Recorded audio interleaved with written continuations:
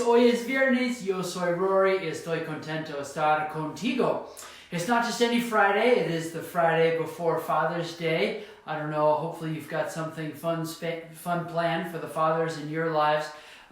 We are going to go do some camping and fishing, and Leslie and I got each other a stand-up paddleboard for our birthdays. We have our birthdays together in July. And so since we'll be gone on immersion in July, we got ourselves a gift early, a stand-up paddle, one of those inflatable ones. And so the lake where we're going fishing here in Colorado, we'll take the canoe up there and do some trout fishing, and then also goof around on the stand-up paddleboard a little bit. So anyway, hope you have a wonderful weekend coming up. Sorry if you've been trying to get on the website recently. We're having some server issues, and in fact, I'm on a support chat right now with our host to try to figure out what's going on with our website. Hopefully, it'll be up, but you know, at like 3 o'clock, I'm going to stop worrying about it because we're headed to the mountains and we're going to go fishing and camping.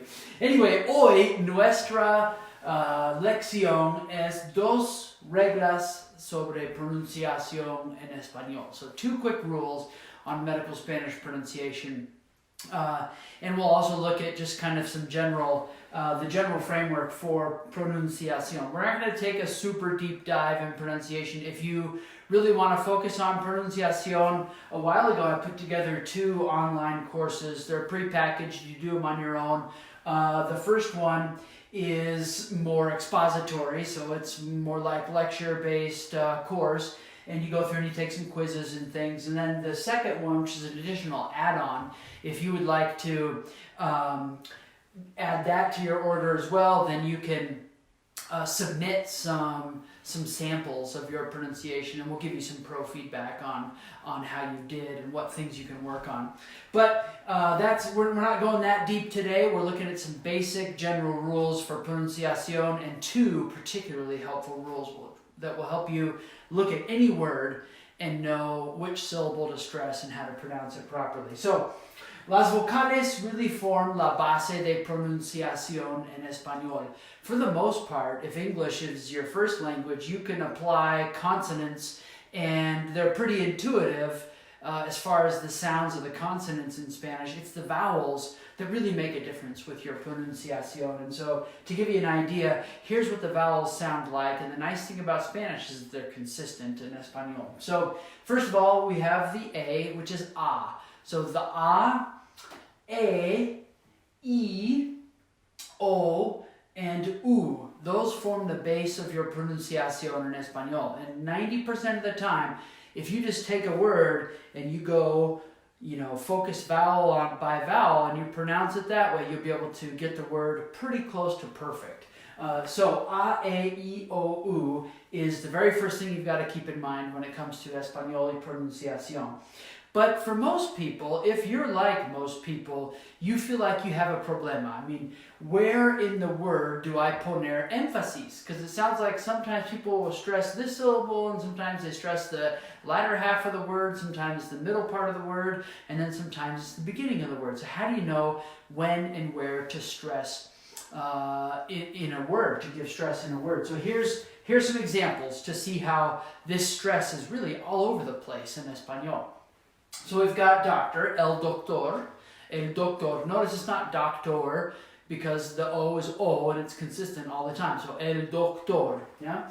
But then we have la doctora. So here we've got on the last syllable, here we've got on the second to last syllable, another word that's synonymous to doctor, la médica. Now it's at the very front of the word, la médica.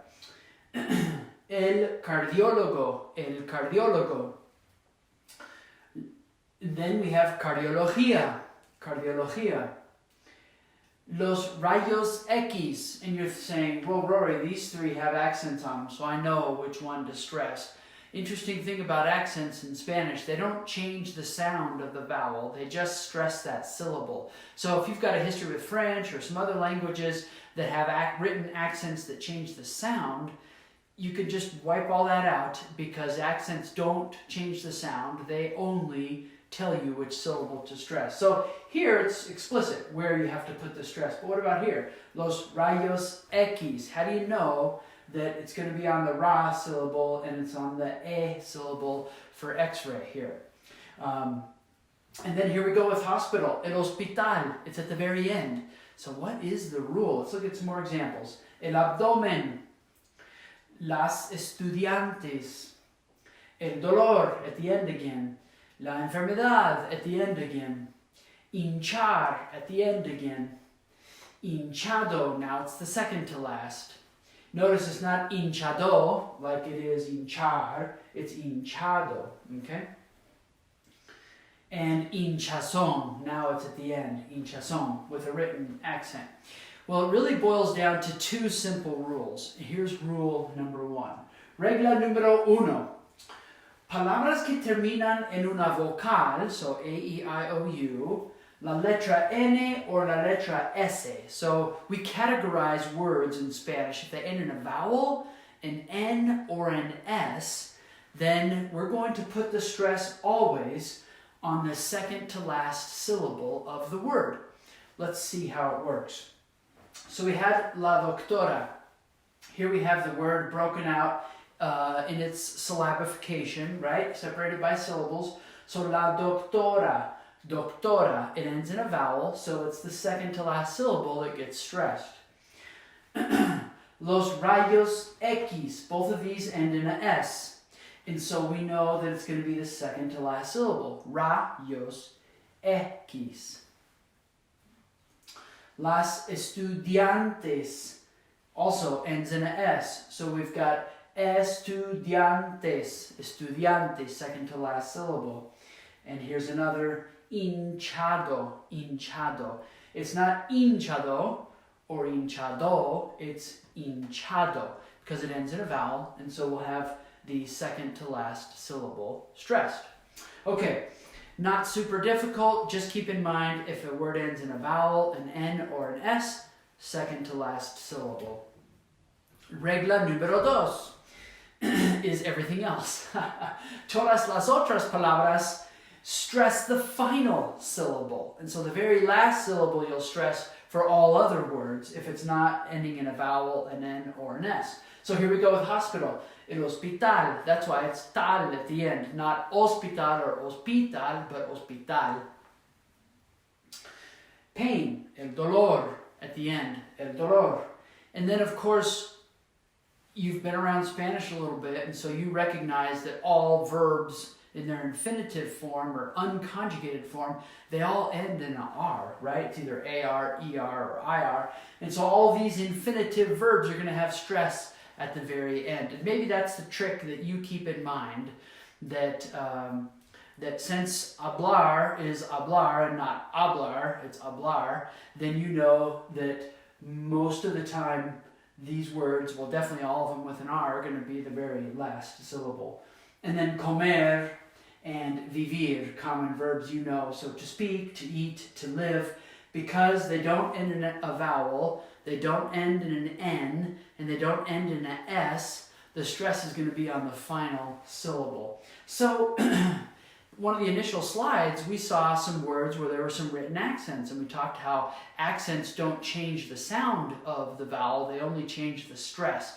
And so, ¿qué pasa con los acentos? So what is happening with accents, and why are there accents? Basically, los acentos rompen las dos reglas. A word has an accent 99% of the time because it's breaking one of the first two pronunciation rules.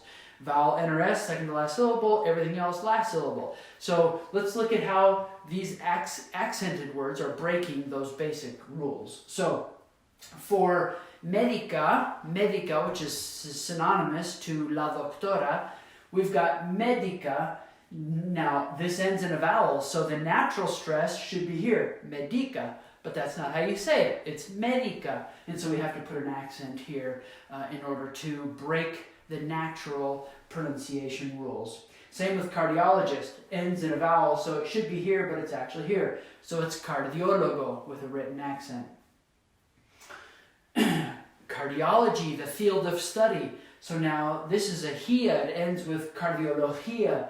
This is where the stress is. Because we need to stress that last syllable and it ends in a vowel, well, that breaks a rule, so we have to put a written accent on it. Cardiología. Now, this one, swelling, the noun for swelling, la hinchazón. Hinchazón, so it ends in an N. Naturally, it should be here. It should be hinchazón, but since that's not how people say it, they say hinchazón, then we have to put the written accent there. And la infección works the same way. It ends in an N. Naturally, it should be the fec, but it's not on that syllable, the fec syllable. It's the ción syllable. So let's do a little práctica.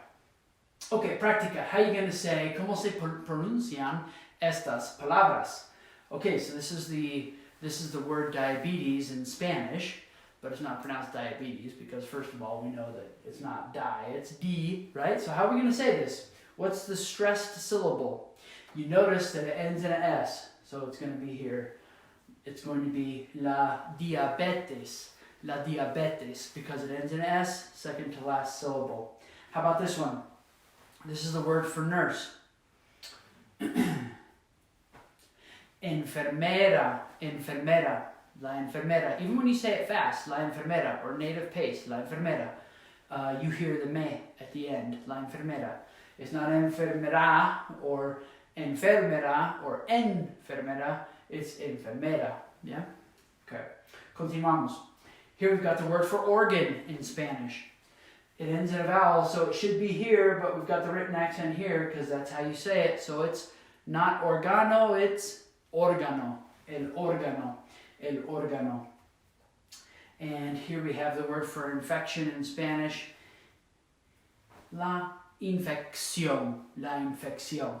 All right, that's it today. I got to get back to my support chat for my website because it's down and that's not good. And we've had trouble struggling with it all week long, and hopefully we'll get some resolution today. Gracias por aprender español conmigo. Juntos mejoramos comunidades. Para más español, most days, commongroundinternational.com. But Certified Spanish is working. It's working great, so get on there if you want to do some testing of your medical Spanish vocabulary. Get in there, create a free account, and take as many medical Spanish tests as you like, some vocab tests. All right, hasta luego. Hug a father in your life. Adios. Thank you for joining me today on this Video Viernes lesson. I wanted to invite you to join our community if you're not a member of the Facebook group already, that I deliver these live lessons in on most every Friday. And also point you to the website where you can find a bunch more information about medical Spanish, whether that be courses or free materials for you, or finding a private tutor to work with you online or face-to-face. And also let you know about some amazing Spanish immersion programs, either you as a medical person or your significant other as working in some other industry, or your family. If you want to improve your Spanish and you have time and budget to go do some travel, our programs are pretty amazing. I think it'd be fun to work with you. And finally, if you have some document work at your clinic or at your hospital or within your setting that needs to be professionally translated, shoot me a message, upload your document to us, and we can get you a quick quote and help you out with your Spanish language documents as well. Have a great day.